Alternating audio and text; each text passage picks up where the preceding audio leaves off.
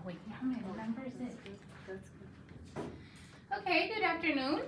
Good afternoon. So today, the purpose of this meeting is to present the data analysis plan that we will be implementing following our formative assessment plan that we already talked about. So now we will move with the data analysis plan. So why do we analyze data? We're going to start with that question. I want you to think about it, and you're going to share with your partner your thoughts. Why do we analyze data? So go ahead and talk to your partner, and let's start with that. Well, I know the big Analyze one I data heard is so that it helps you hear we, your instruction. Right. And you gauge Sorry, your I was students, listening. see where they're at. I feel like it helps us get to better know Help our you make your students. plans accordingly. But we can see Make their small strengths groups, and Form what your groups, they need help From your with. individual And then plans it helps and goals. me Mhm. focus on my small groups What you're gonna and need to just improve on. areas for Yep. instruction. Strengths and weaknesses. Yes, I agree. I agree that gives us the next steps to work on Mhm. what we're gonna do next.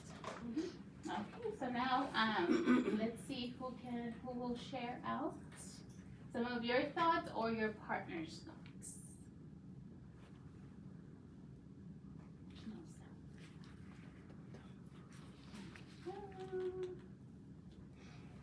Miss Wiedemann. Yes, you want to share what Miss Sam is or your thoughts are about? We talked about, we analyze data to find out where the students are at and to inform our instruction. Okay, perfect. We're gonna select one more just so we have. High choice. Let's do this again.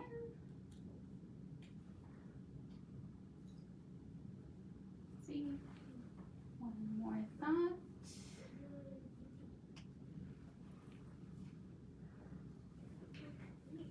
Miss H. We said that we analyze data so that it kind of helps us better get to know our students, their strengths, and their areas for growth. And it helps us kind of focus on our small groups and lead our instruction. Perfect. Yes. So, the purpose of the assessment is to provide a tool to help teachers monitor and adjust their instruction based on the outcomes. So now we have the data analysis is a valuable tool for our students' growth, and it's what you all mentioned. It is important that we look at the data and analyze it to determine our action plan and instruction, which you all are very familiar with. So these meetings, who will be involved? The math and language arts instructional coaches, teachers, the 4th grade and 5th grade teachers, the AP or the principal, and the interventionist. Our reading interventionist and our math interventionist will also be involved. And what are we doing during these meetings? We're going to meet to analyze, reflect, and discuss data after each assessment cycle. So last time we talked about this cycle, we're gonna have 3 formative assessments throughout the year. So, and an action plan and follow-up will be determined. Where? The planning room. When? The calendar will be provided to you, and I will show it to you here in a little bit. And why? Well, we already discussed our why we are analyzing our data, and it drives our instruction, and we can focus on students' needs. So this is the calendar. So this is the assessment dates, and then this is the data analysis meeting dates. So you can see in December, we have like a 2 window just because we have the winter break. And then in March, we have spring break. So that's why we have that gap there. And then after that, then that's when we have our STAR unit. As we mentioned in the formative assessment plan, we will have ECRs included in the assessment. And you need to grade these using the rubric that will be provided to you. So, what you need to do. So this is after students have finished multiple choice tests on performance matters, the English language arts teachers will grade the ECR portion of the assessment using the rubric provided by the instructional coach.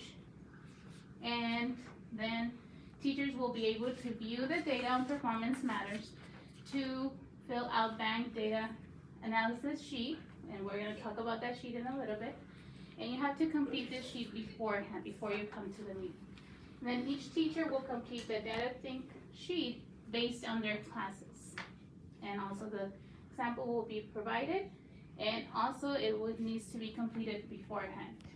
The testing coordinator will print math and language arts reports to have ready for administrators and instructional coaches. So, let's look first at our first sheet, the bank data analysis form, which is this first one. You have a front and a back. We're gonna focus on this first one. So I want you to look at it, just the first sheet, and I want you to think about it. What do you think about it? I want you to choose one of these sentences to write on the sticky note. After you talk to your partner, pick one, and just so we know what you think about it. An aha moment for me, not sure, if you're not sure about something, I like that, or this part is helpful because. So look at the first. So just on the front page? No, in the back. Okay, in the back. Yes, but just the first sheet.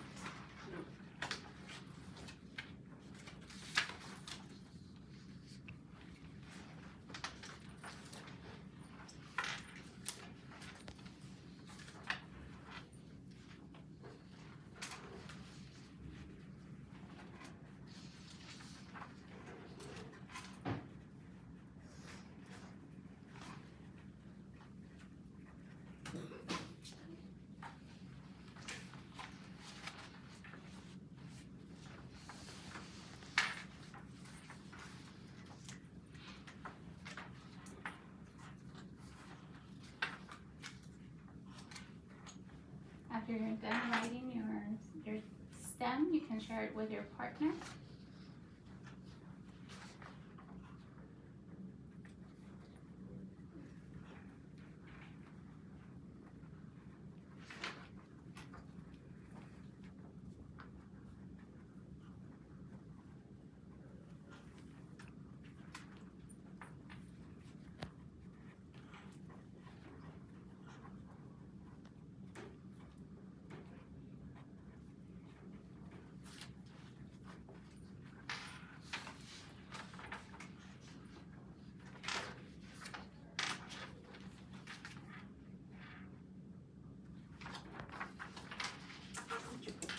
I liked this part, the top 3 most missed questions, because I think that it is very helpful to look at what they missed most, because then that's telling us as the teacher that we need to go back and reteach this section. concept. Yeah.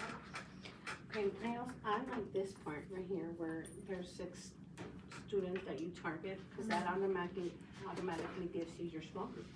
Yeah. For this section of the test, whatever the topic might have been. So that's your automatic small group already. I think that the top 3 missed questions section is helpful because it's important to know what needs more teaching. What did you put? I put that I like that it looks pretty simple to fill out, like it's not too overwhelming. Yeah, And, I agree. I like the layout, I like how it's, how it's set up. It's Mhm. got the most important information that we need, like, right there. Yes. Simple and to the point. Okay, and I was gonna ask you all to share something, but I think we all heard that. Is there something that you all think we could change about it? The only thing I'm thinking, as a switch teacher, I would probably want, I don't know, maybe to put both classes, class Oh, 1 and okay. class 2. Yes, That would be the only thing that came to my mind. okay, yes, Mhm. perfect. Or if you're Right, teaching right. bilingual, maybe what in Spanish and what in Oh, the English, language maybe of the it. languages, Oh, because they that's a might good have some idea. strengths and weaknesses. Any Mhm. one language than the other. Anything else? No, Ms. Carpenter, can you share what you wrote? Please, Oh, I read it.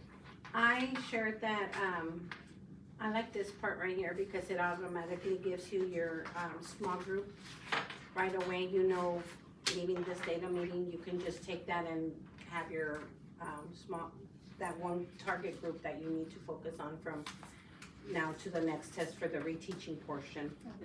Yes. I agree with Ms. Cornelio. I love, it kind of made me think of the goals settings that we do where we have to select 6 students from our Oh, group. Right. So yeah, that's a it's very kind of good- pretty, And it's just already Connected. given to you, yes, it's Yes. a very, and actually it will be interesting too, to track these kids, like from the Throughout the first whole year. assessment to the second Second assessment, are these the same kids that keep coming Keep up? coming up. Then maybe there's something else going on. oh, And that's good documentation too.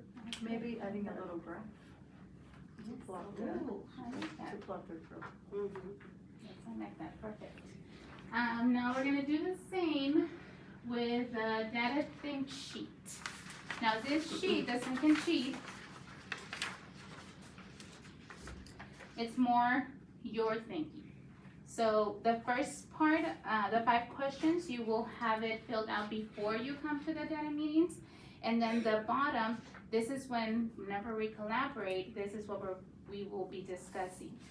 So go ahead and take a look at that, and let's do the same process. An aha moment, not sure, and you don't have to write it this time. If you're ready to share, give me a thumbs up, and you can share out.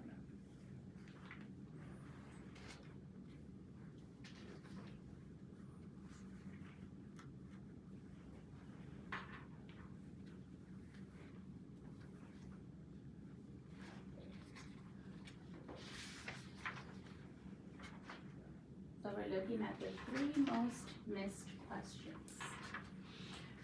I have a question. Yes. On number 5, where it says, what do you need, is that like referring to materials that you're gonna need as a Yes, teacher? or What tools you're anything, gonna need yes, to any- prepare? Yes. Okay.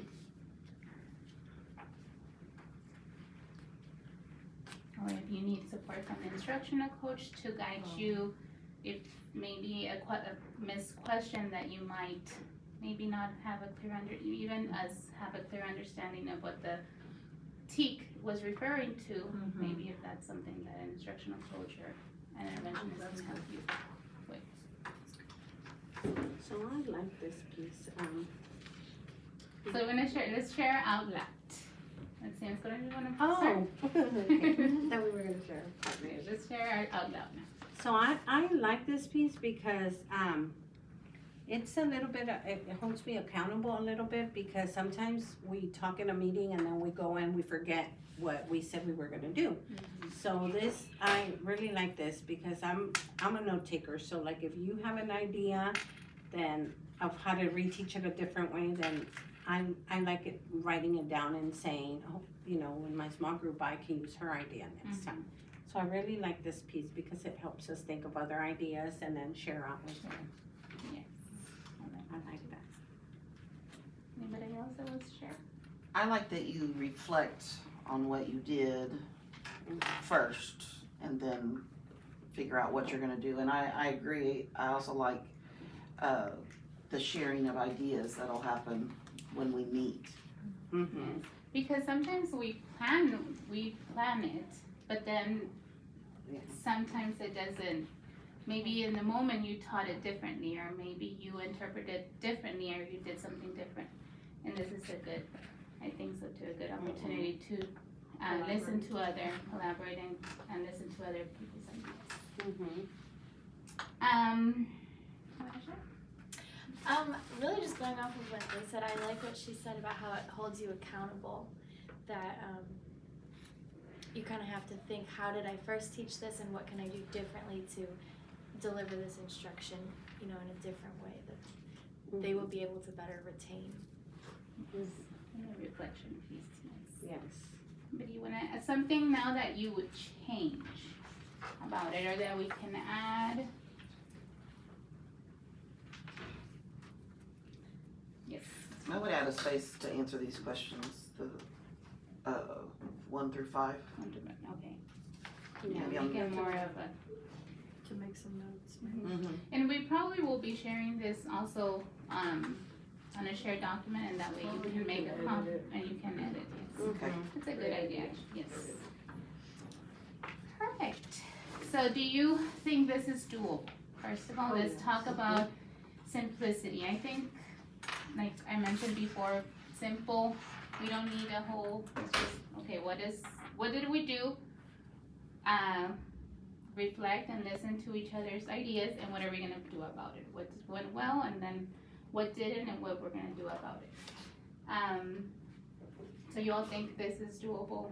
Oh, Yes, The I don't think second it'll sheet. take too much time to fill out. It doesn't seem too overwhelming, like when we get a form, a survey or something, we're like, oh my goodness, something else. Yes, and that's the whole idea too. This seems like beneficial, like, okay, I'm gonna do this because it's gonna benefit my kids and it's gonna help me as a teacher. Not too much time Yeah, not too, consuming. not too time consuming. And this we can keep in our binders and our monitors, student monitor binders.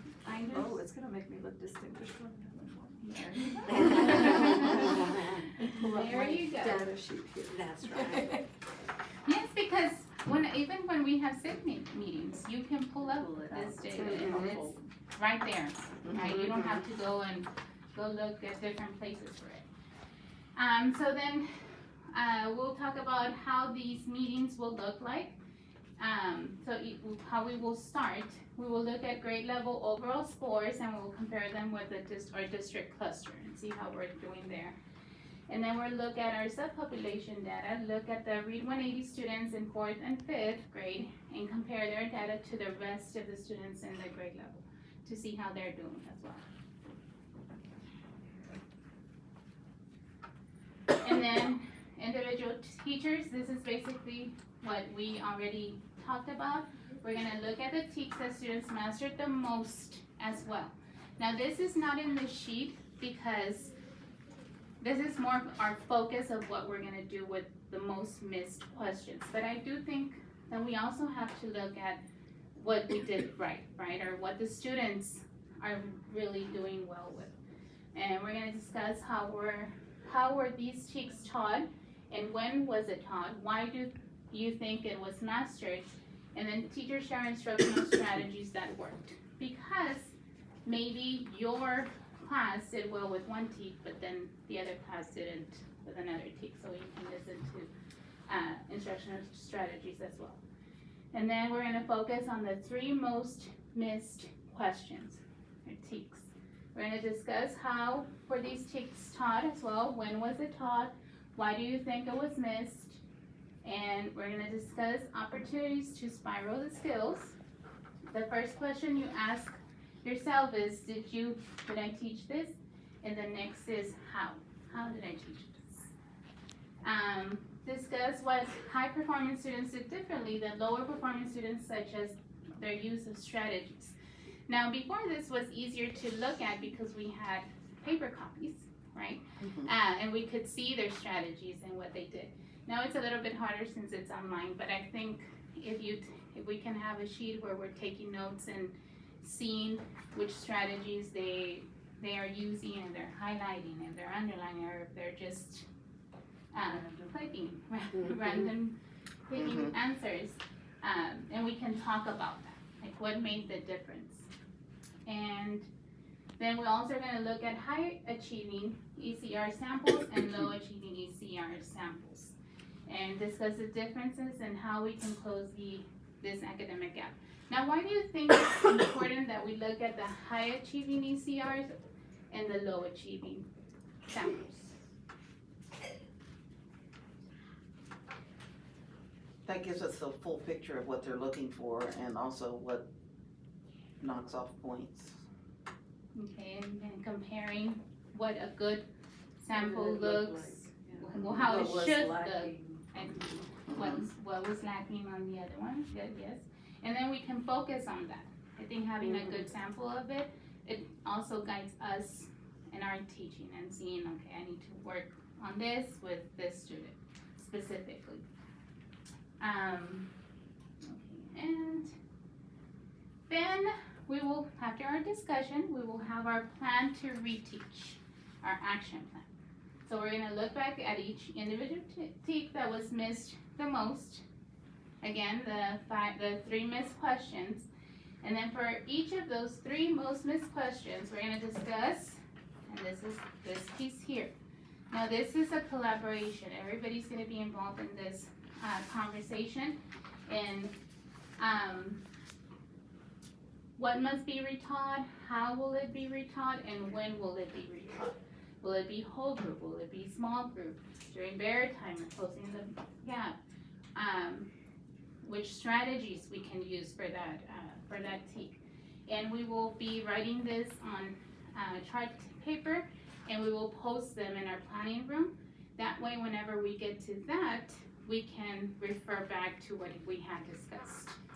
So we will have them posted, and that way we can, we don't forget, because sometimes the reteaching, we might forget about the reteaching, and we are forced to move on sometimes, but I think having this posted in our planning room can help us remember, hey, remember we're supposed to do this. And again, teachers choose the 6 target students who score between 50 and 60%. Teachers must progress monitor students. Now we looked at this percentage because these are the kids, these are our bubble kids, right, that might need that extra push. Now the ones that scored lower may be part of an intervention group. So that's why during this time we have the interventionists also in the meeting, so they can come up with their groups, their new groups. So we will focus on with those kids. Any questions about our action plan? Something we can add or remove? I'm just wondering about those that scored 70%. I mean, they're kind of still at risk. Yeah. So maybe 50 to 70% can be our target students. It all will also depend on the amount of kids that you have. True. That if you The have a ones that lot are- of yeah. kids who Yeah. are between, then would be that's more. why it's just to lower that number for your target students. And like I said, more than likely, the 50 and 60, like if we wanna not have them in each target group each time, that's the goal. But if that's the case, then that's a red flag as well. And we will have a follow-up. We will discuss a date for reassessment. Reassessment results will be turned into instructional coaches, and you can start implementing an exit ticket for targeted TEKs, and that can also serve as reassessment. If you turn that in to instructional coaches, then the instructional coaches will review those and that you did do your plan. And then we will have scheduled observations from administrators or instructional coaches will occur to see if plan to reteach is working. So if what we talked about is working, we will have these observations and just discussions about, is it working, what's going on? Because this is the learning process, I think, for all of us, for everybody. Okay, do you have any questions? Who's awesome? You're awesome. Partner, you're awesome. You're awesome. You're awesome. You're awesome. Do you have any questions? No? Well, thank you so much.